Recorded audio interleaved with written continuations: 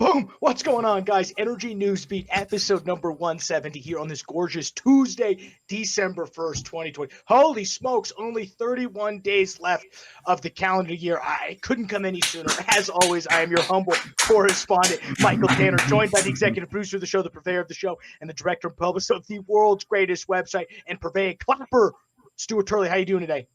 It's a beautiful day in the neighborhood, and I'm glad to see 2020 go away. Yeah, holy smokes. But, guys, we have a great show for you lined up, as you can see over here in the rundown. Stu's got a couple things in the international news that's just coming around with what's happening with OPEC. We've got two stories. SandRidge and XOM do some stuff on the finance side. We'll cover all of that and a bag of chips. But first, guys, just subscribe to this YouTube channel, Oil and Gas 360-Enercom, the best place to stay up to date on all of your energy finance news. This is on the equity side real quick. Equities were up. Stu's got stuff firing on his computer left and right. Can't figure out how to turn his sound off for the show. We move over into the equities markets, each up a percentage point, really off the back of a new deal that came out. Lawmakers unveil a $908 billion stimulus plan, which includes more than $200 billion in PPP small business loans, which is, remember, the oil field took advantage of. That news gave stock a boost and also kicked the 10-year treasury yield, very important yield, up above 0.9 percentage points. The quote of the day was from Mark Hafley, CIO of UBS Global Wealth. He said investors have focused on the potential for a return to normalcy and economic activity based on the widespread rollout of the effective vaccines in the first half of 2021. We see some further upside in the environment, but also expect market leadership to continue to shift. Yes, because you're going to be seeing a bunch of different stuff roll out. We move over to the crude oil side. Not a good day. 44.54. Again, off the back of some of this OPEC news that Stu's going to tell you. Down about 1.5%, back into the curve, also down 1.5 percentage points, 44.70. So about 60, 65 cents off both the indices. Natural gas stays fairly flat, $2.87. Really amid just some weather temperatures that really stayed the same, back into the curve, $2.90. XOP was actually flat, 53.74, but OIH was up big today, 4 percentage points, 143.59.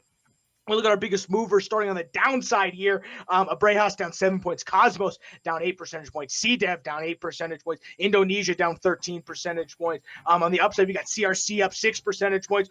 Telridian up 9 percentage points. Someone must like the new CEO. And Contango Oil and Gas Street really liking that deal they announced yesterday for OilFi, up 10 percentage points, $1.85. Before we dive into international news desk, guys, this show is powered by Data Gumbo, an award-winning technology company with customers all around the world who build, manage, and automate their own smart contracts. Data Gumbo smart contracts offer a new approach to the commercial relations, one that reduces friction to deliver streamlined operations, increased transactional certainty, and cost savings. Every transaction is accurate, certain, touchless, automated, and empowered via the Gumbo Net. Get yourself a big bowl of Data Gumbo. Go to their website, www.datagumbo.com. All right, Stu, what's the latest with OPEC today?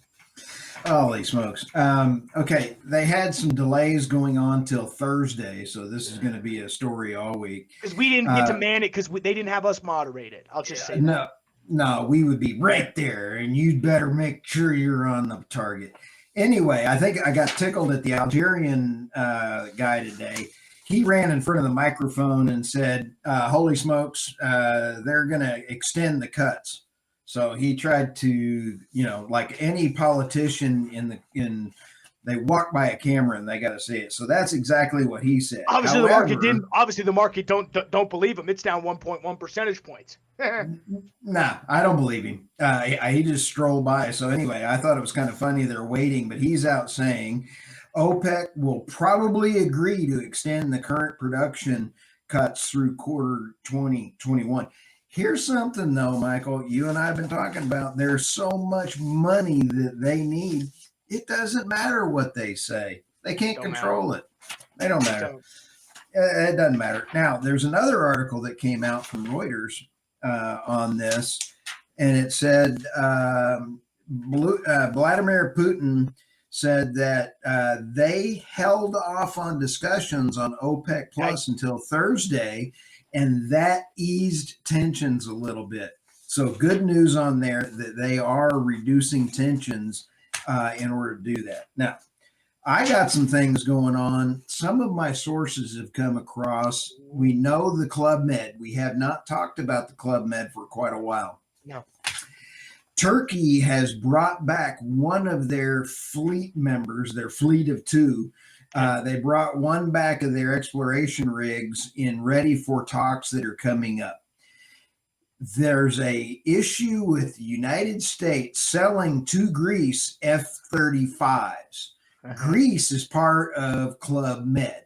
That is a big political round robin coming around, and that's all tied to our political stature that we don't know if President-elect Biden or President Biden-elect or President Trump is going to be in power. There is a lot in the worldwide response sitting here watching this. Iran's watching it.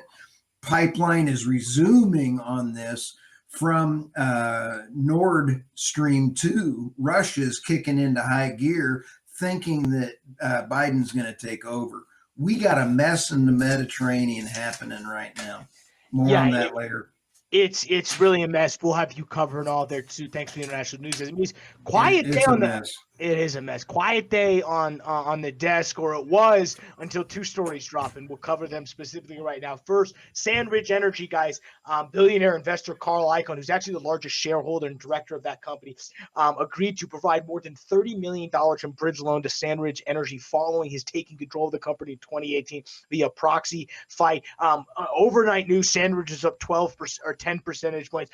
Did finish the day positive, though not quite where you'd expect them to, only up about 1.5%, actually kind of falling off during the end of the session there.